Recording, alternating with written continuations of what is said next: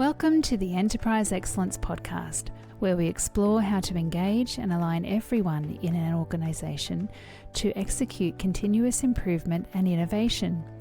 This show brings you insights from global experts and practitioners who share their journeys in creating cultures of excellence to deliver sustainable results and a better future. I'm your host, Brad Jeavons. It's such a pleasure to have Dr. Laura Sicola on the show with us today. Laura has coached Fortune 500 leaders, advised TED speakers, and helped top executives become the voice of the vision. Dr. Laura Sicola is a cognitive linguistic and former professor turned executive coach and the author of Speaking to Influence, Mastering Your Leadership Voice, which we're going to talk about today. With nearly 7 million views on her TEDx talk and a client roster including Amazon and Kaiser Permanente, Laura helps leaders master presence, persuasion, and influence when the stakes are high. Get ready for a real talk and real tools. Please welcome Dr. Laura Sicola. Let's get into the episode. Laura, thank you so much for joining us. Brad, thank you so much for the invitation. Appreciate it. Laura, what is a cognitive linguistic? What information can you give us for the listeners in this field? So I'm a linguist, and linguistics is really the science of speech, the science of oral communication, or written to an extent. But for me, cognitive linguistics is what looks at what happens when you talk and what is it about what you say and how you say it that makes it either go in one ear and come out the other or go in and stick. And if it sticks, what does it do while it's in there?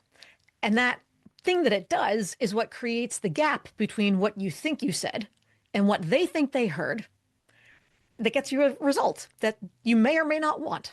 So all those little pieces, that's the gap that I look to close, is so that you want this to happen. How do you make that happen through your communications? That's my job. It's an amazing topic. I'm sure every listener is like, wow, if only people would understand what I said more and do what I said and buy in more effectively. It's such a key topic. Let's see. I'll tell you what, Brad, the short version is, have you ever had one of those moments where you're talking and you think to yourself, that sounded better in my head? Yep. Many a time. I think we all have, and I fixed that. Nice. That's the goal. Well, this is a good topic. I'm looking forward to the conversation. So, Laura, what led you down the path to write the book, Speaking to Influence, Mastering Your Leadership Voice, and really channeling this knowledge into that space? Brad, I just found that no matter who I was working with, as far as what their industry was, whether it was tech or finance or pharmaceuticals or construction, et cetera, and no matter what their role was, up and however high they got, there was always that consistent frustration, that feeling of, you should just understand what I mean. You should just trust that I'm right because I'm an expert. I do great execution, great work, so my work should speak for itself. I shouldn't have to dumb things down to make you understand and believe that I'm right. You should just trust that I'm right because I am. And this is the constant frustration that I was hearing from people, and helping to walk people back a little bit and see, while that all might be true, you're still not hearing yes as often as you want, are you? And the beauty is that while this is science, it is linguistic science, it's not rocket science. And what we can do is to identify all the little details, the little nuances, and any engineer, any computer developer will show you that one typo in code will ruin the whole thing. A bug is a bug is a bug. It's the same thing in speech. It's the same thing in communications. So when you can start to learn how to identify all those little details, and you suddenly realize where all the bugs are from the coding end of things, from the speaker's end of things, who encodes the message, then you go, oh my gosh, I didn't realize something that small could make that big of a difference. Yes, it can, and it will. Yeah. And that's why I wrote the book, to give it literally in people's hands how to make those changes happen. Laura, even as you're talking, I can remember moments where I've tanked in a speech or it's not gone as well as I would have hoped. And you look back on it and you think, well, I think it was around this one little part of the speech or one topic that I covered or the way I presented it that just lost the audience. It's such a simple thing to do. Yeah. And it's not just about formal speeches and formal presentations either. It can be in the one-on-ones, in the annual reviews, in the interviews. It could be in the little conversations on the side with an employee, a direct report who's not performing up to standard, or where you need to ask for an extension on something, or prep the top brass with some, brace yourself for some not ideal news. Each of those conversations matters as much as the giant presentations and formal events. And we take those little ones for granted, which is what makes the bigger ones that much harder. And I guess too in business, we're constantly needing to communicate with people. And the more we can influence and support them to buy in and go forward, the better results we get. But Laura, on Yes. that topic, what steps should a leader take or anyone take to improve their voice to be able to influence more effectively up, down, across their organization or even with customers? One of my favorite exercises to do with clients is to have them think about, okay, who is it you're going to speak with?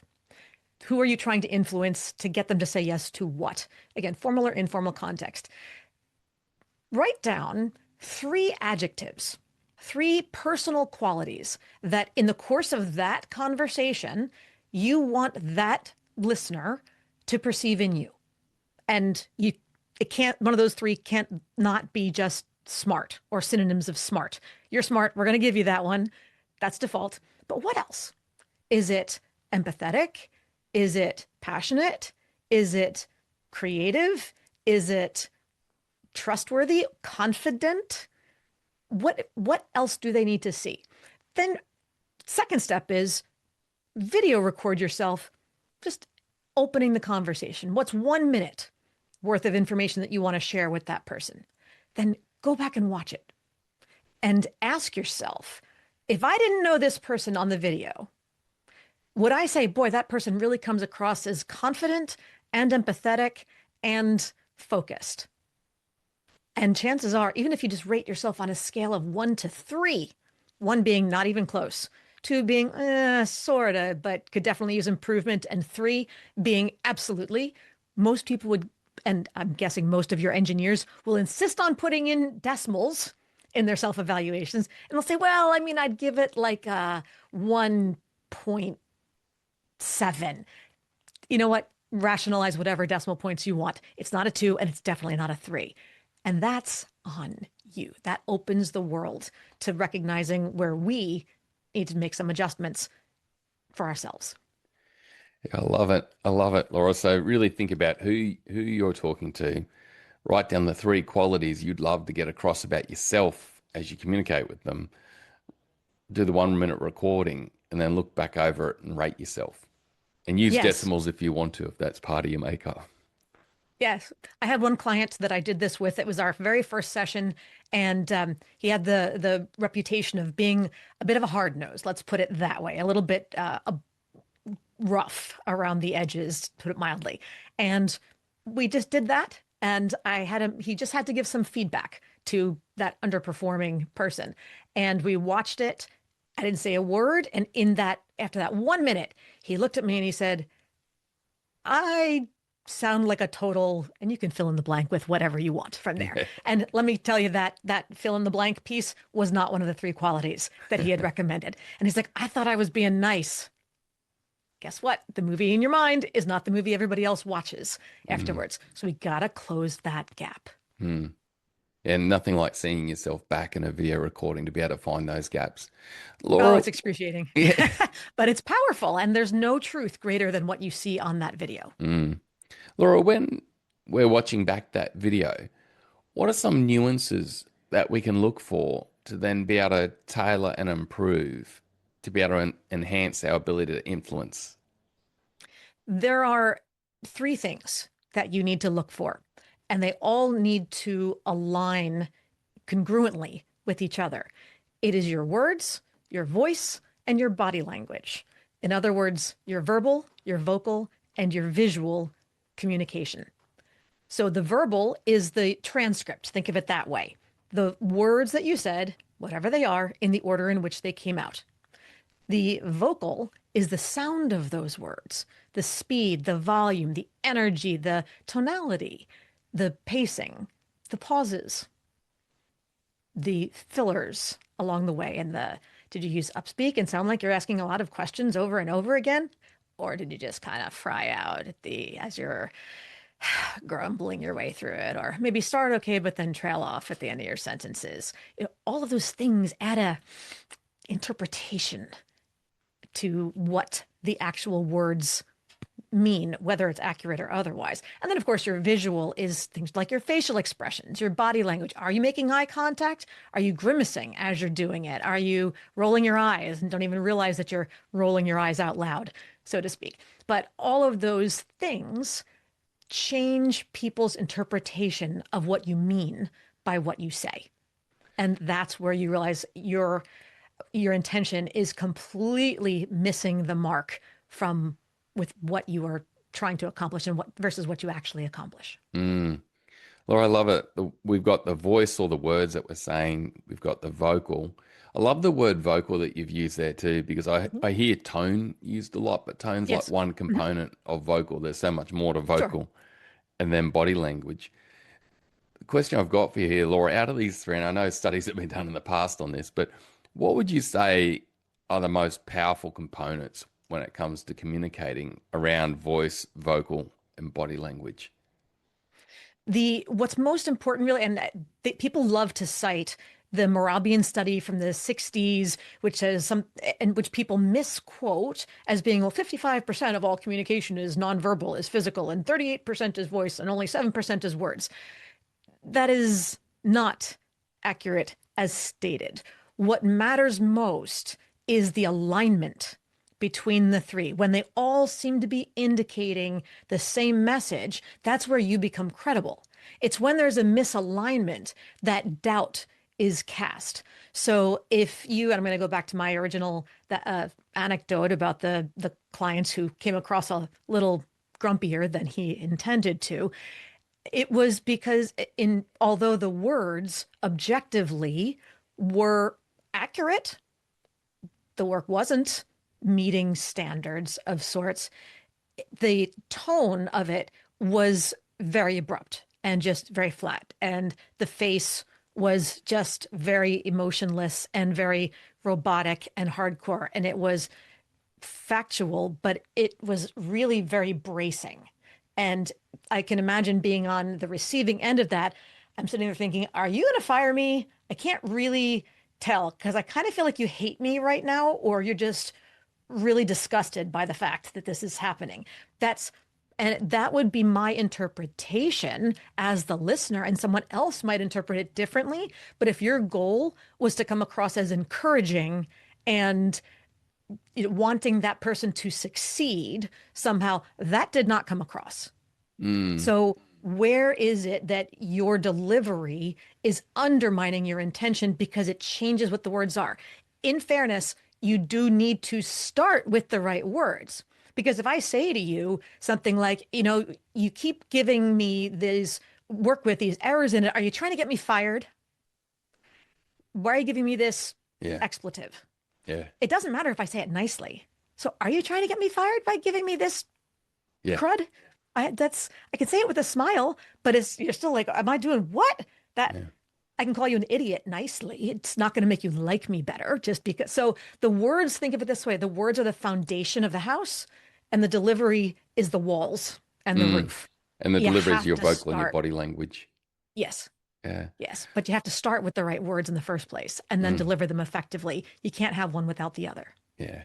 And Laura, I'm guessing too, in situations, a leader's level of tension or what they're feeling could come through their facials and their body language Absolutely. and their vocals. Their interpretation is, or where they're coming from, is a point of stress themselves. But that could come across as a point of aggression or a point of uncertainty or a point of Mm-hmm. concern. Am I correct in that? 100%. 100%.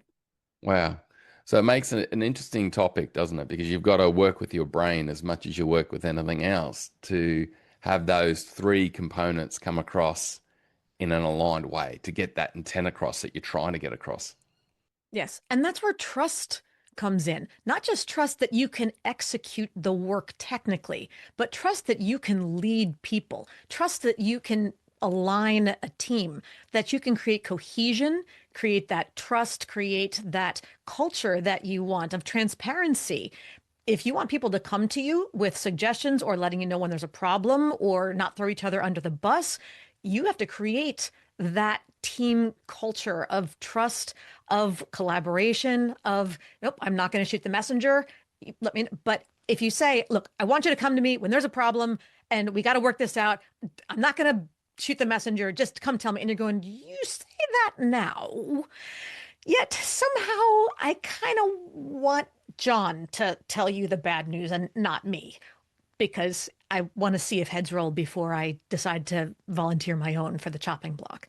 So it's your delivery makes all the difference. Wow. And so I'm guessing from that piece there too, Laura, that the foundation of trust you've got around the team will give you some more variance or flexibility. Whereas if you are in a team of total mistrust, any nuance or misalignment in your language between those three could lead to negative outcomes or negative interpretation. Absolutely, especially if there's already that energy of mistrust or distrust. If it doesn't sound like you mean what you say, why would they believe you? Mm. With myself, Laura, my favorite test case is my kids. I find with my Mm. kids, the interpretation of vocal is so strong and body language. And Hmm. I find it such an interesting topic where you might be frustrated with your kids and you're trying to have your language come across in a way that is supportive and you're helping them. Yes. But they can read through your vocals and body language like there is no tomorrow. Yes. And they also reflect it. I'm so glad you brought that up because anyone who reads my book will see that there are plenty of personal anecdotes and examples as well as professional. It's not just about the clients, it's about my husband, my boys. There's lots of the personal because people are people. It's not whether or not these rules apply, it's simply how. And anytime you choose to ignore them, I guarantee you're not going to get the results that you want. My little guy is 9, and he very much is a high energy kind of person, and his reactions to things are big. And so if we come at him with a correction that's too energized, he will react large and then defend loud and get, so I recognize that I have to go, okay, nope, we're not going to overreact. Do I sound angry? Nope. But is this okay? Nope. So what are we going to do? Nope. Focus, focus. And I have to just keep everything very even and get him to come down to my level so the adrenaline comes down because adrenaline, cortisol in that fight or flight, that's resistance hormones kicking in. If you're talking to your kids or your coworkers, adrenaline instead of their regular personality, I guarantee they cannot hear you. And whatever you say, they cannot hear your intention behind it. Their adrenaline just absolutely puts on some sort of circus distortion mirror lens that they're looking through. They cannot hear you accurately. So make sure you help them bring through your modeling, you lead the tone, bring it down. When the adrenaline comes down, then you'll have a much better chance of having a productive conversation. I think we can all relate to that. The conscious brain shutting down in fight or flight with the adrenaline and the computer's not working. It's Yes, not, there's no interpretation in that computer. none Laura, whatsoever. and so with this is important stuff, isn't it? Because our voice, our vocals, our body language drives interpretation. And I'm guessing from what we're saying now, our head space plays a big part in that too. So what's going through our Yes. brain. Laura, once leaders look at these videos back on themselves, and I can tell you I'm going to go do one, what steps would you say for them to take from there? You're watching this 1 minute video, you're interpreting different pieces of information from that. You're going to look at body language, vocal or tone, and words of voice. What advice would you give them as the next step to improve? Most important is to pick one priority and work on that first. Because the natural tendency first is to watch the video and go, oh my God, that was painful. I hate watching myself on video. I want to fix everything. The whole thing was terrible. And then we beat ourselves up and just want to give ourselves some sort of a personality lobotomy. So that's not helpful. What is helpful is to say, you know what stuck out to me most is that I realized I was looking all over the place and gesticulating with my hands and flailing physically, and it was totally distracting. And I looked genuinely anxious from that. Okay, I got to get that under control. So just working on that part. Or if you realize that, you gave someone some corrective feedback, but you realize it came across a little bit personal in the words.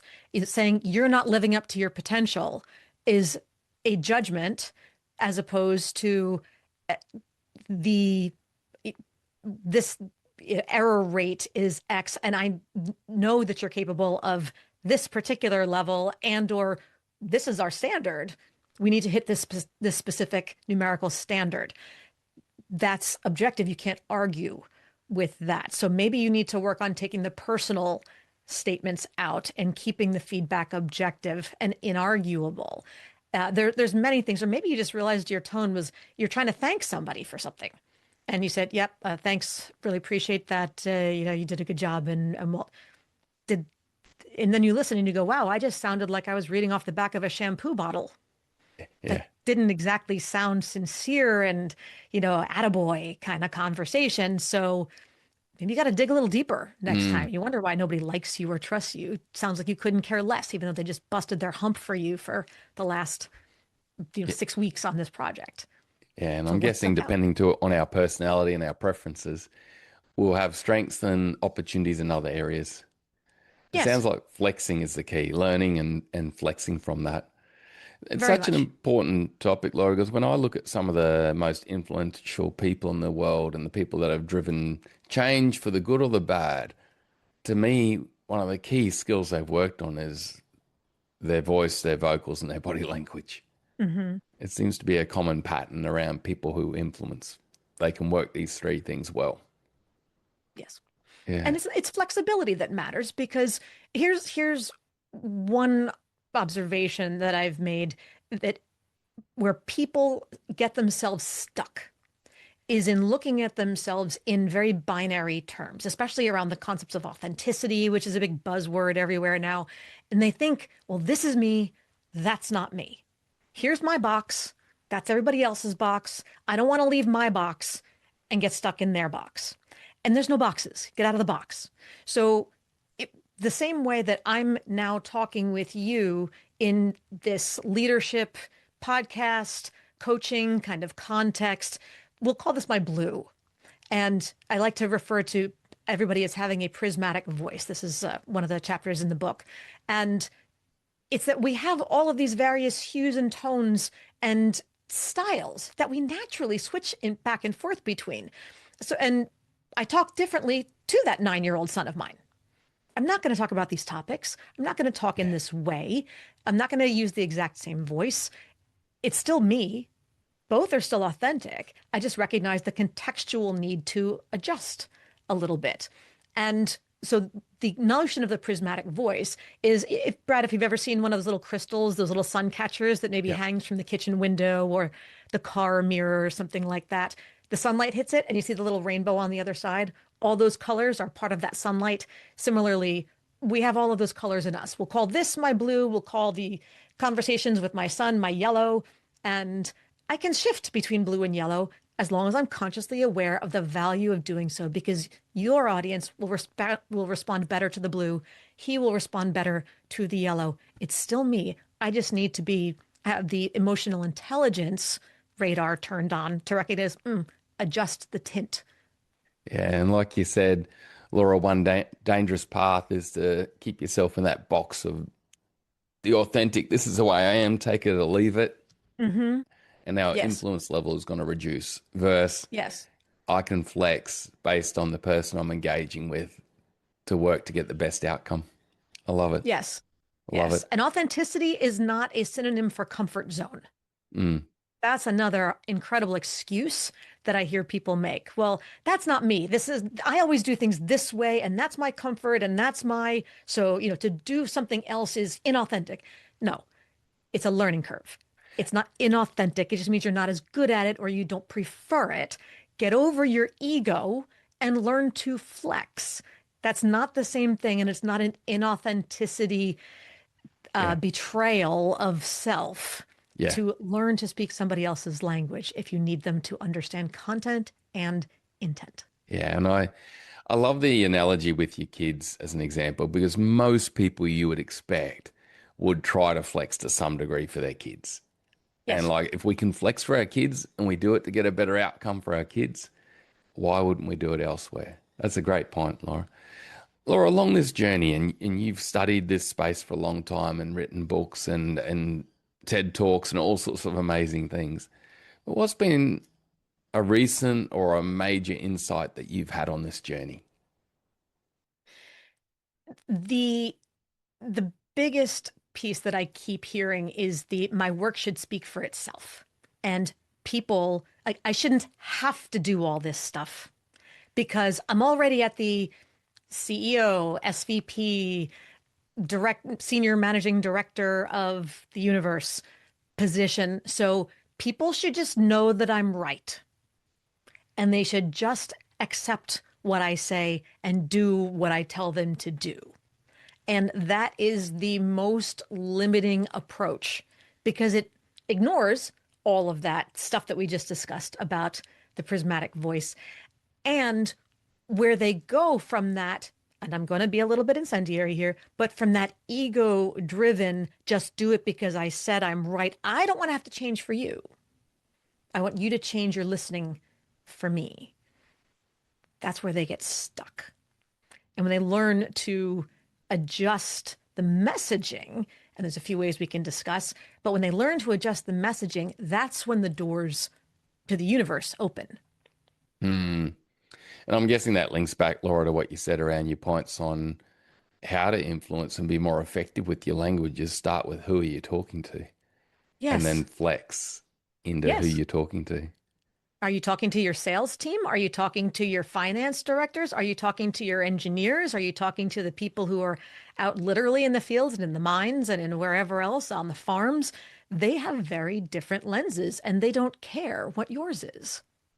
Yeah, I could imagine. I remember I was involved a lot, I still am, from everything from corporate head offices to out on a farm.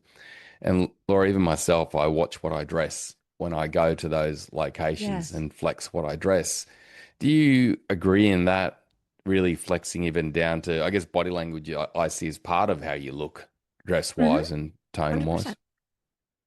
Yes. I mean, the same way that you would dress your body differently to show that you understand what they do and what matters to them. Why would you go to a farm or to a factory dressed in a three-piece suit or a Yeah, tuxedo?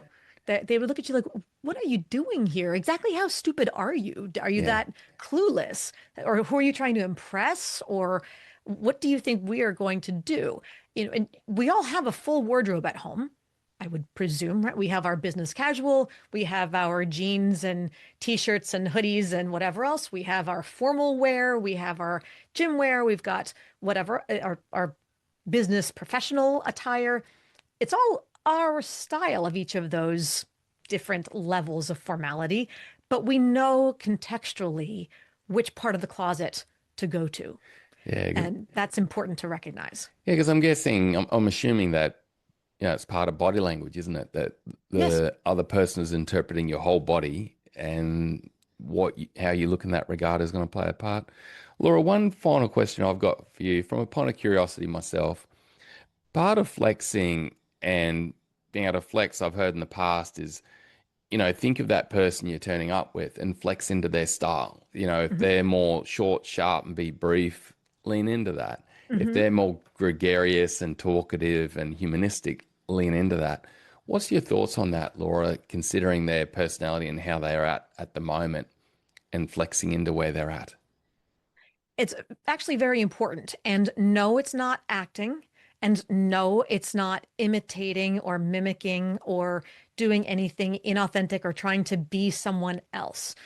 In our brains, there's these things called mirror neurons, and the ability to match and mirror someone else's behavior develops a rapport with them.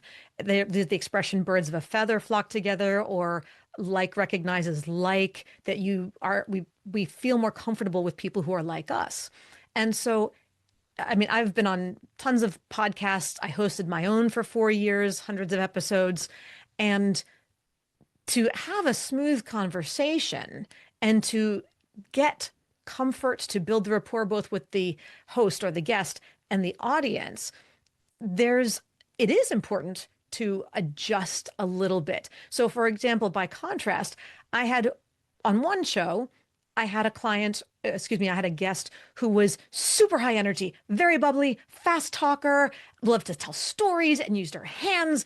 And so I amped it up a little bit. So there was a good volley, a good synergy back and forth in the energy of the conversation.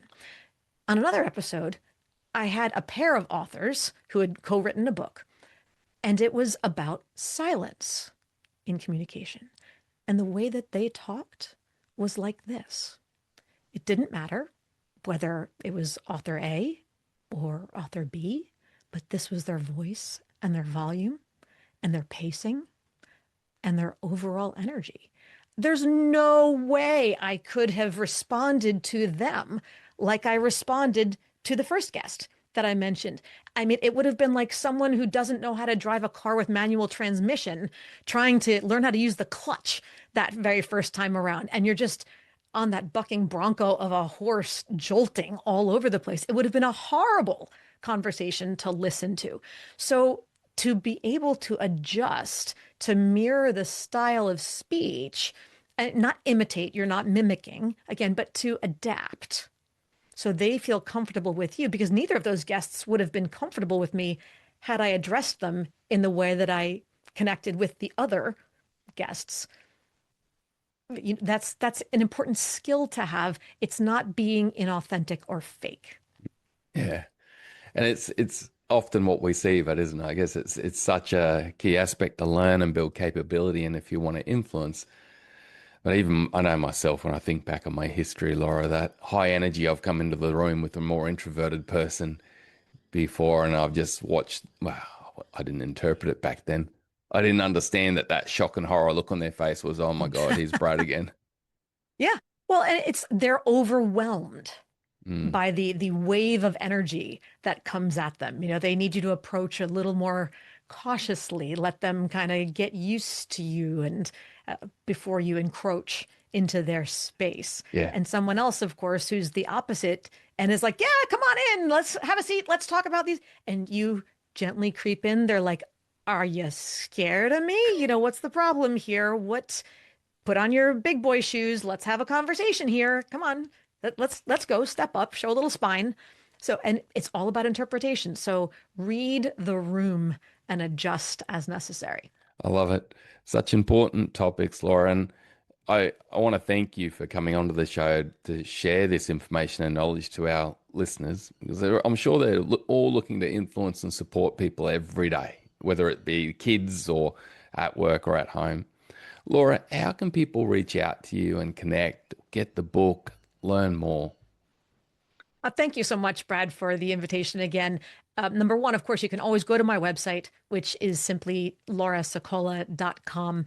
The book itself is available on the website, as well as on Amazon and Kindle, as well as Audible. So if you are more of the listener, and I do in many ways recommend the Audible book. It's nice to have both, frankly, because A, I read it, but also I model all of the vocal components as we're going, which can be harder to truly process when you're just reading text describing vocal patterns. So I'm modeling and demonstrating it as I'm reading the book, which is a lot of fun. And then, of course, it's nice because there's diagrams and other things, checklists, worksheets. And when you've got the audio book, excuse me, the either Kindle or paperback version, you have those resources at your disposals. But I would be more than happy if it would please your audience, Brad, to offer a free download of the first 2 chapters so that they can take a scan first and get the gist and then decide if they want to go all in. Oh, that'd be great. Laura, and I guess they just go to your website to be able to get hold of that free download. I will give you the link and you can Oh, put it in the in your show notes. Would that oh, work? Laura, that's great. Thank you so much. My Well, pleasure. Laura, I have gained a lot from this conversation, and I'd like to thank you for everything you have done and continue to do to help us all create a better future for the way in relation to the way that we linguistically engage each other. And really appreciate it, Laura. Thank you so much. Thank you, Brad. Bye for now. What a great episode. Please like, subscribe, and share this podcast to help others create a better future.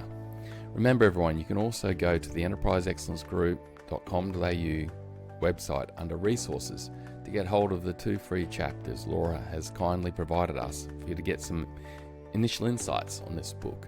You can also get hold of her book through so many channels and reach out to her directly. To me, this was a great episode, and the key takeaways for me was firstly, the conversation around alignment between voice, vocals, and body language. And in the past, there's been so much talk around one being stronger than the other, but I love Laura's discussion around the alignment. And as humans, we're interpreting voice, the vocals, or the tone, and the body language. And what is the alignment or misalignment there, and how do we interpret that? The second key takeaway for me was the discussion around our headspace with this, and like where's our mind at going into it, and knowing some of those nuances. And the video recording idea that Laura had was a great one to consider. Of course, we'll all have preferences here one way or another, but like Laura said, the key is to flex. If we can flex into the preference of the other person and show up the way that they want us to show up using our voice, vocals, and body language, we will really support and help them gain good outcomes and get the results and path forward that we're looking forward to ourselves. So what a great show. Thanks again, Laura, for everything you have done and continue to do to help us create a better future. Bye for now.